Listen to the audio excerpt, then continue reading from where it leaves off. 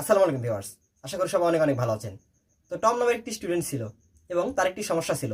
সেটি হলো সে প্রতিদিনকার ক্লাসের পড়া প্রতিদিন সম্পন্ন করতে পারত না। অর্থাৎ সে যখন পড়ার টেবিলে বসতো তখন তার মাথায় একেবারে যেন পাহাড় জমে বসতো। তো সে একদিন একটি শিক্ষকের কাছে শরণাপন্ন হয় এবং তার এই সমস্যার কথাটি খুলে বলে। তো শিক্ষক অনেক ভাবার পর তাকে বলে যে তুমি পরের দিন সকালে মাঠে গিয়ে উপস্থিত হবে এবং সর্বপ্রথম যেটি দেখতে পাবে সেটি আহার করবে। তো সে রীতিমতো শিক্ষকের কথায় পরের দিন সকালে মাঠে গিয়ে উপস্থিত হয় এবং দেখতে পায় অনেক বড় একটি পাহাড়। তো সে পাহাড়টি দেখে অনেক ভীতু হয়ে যায়, কিন্তু শিক্ষকের কথা তো আর অমান্য করা যায় না। তখন সে পাহাড়ের দিকে এগিয়ে চলে। তো সে পাহাড়ের দিকে যত এগিয়ে যেতে থাকলো তত পাহাড়টি আরো ছোট হয়ে আসছিল। তো একসময় সে দেখলো সেটি আসলে বড় কোনো পাহাড়ই নয়, সেখানে একটি ছোট্ট ফল পড়েছিল। তো সে তখন ফলটি তুলে নিয়ে আহার করলো। সো বন্ধুরা, আমার মনে হয় এই গল্পটির শিক্ষাটি হয়তো এটাই হতে পারে